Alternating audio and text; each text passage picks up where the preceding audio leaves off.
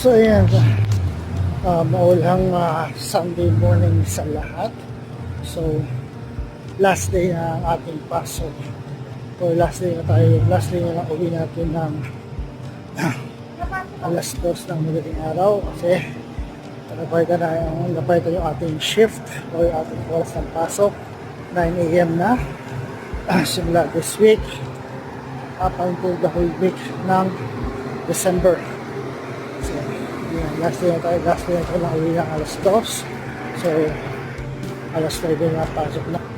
Ayan, uwi na tayo na lahat na napunta ng Philplans.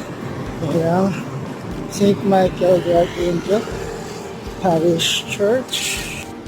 So yeah,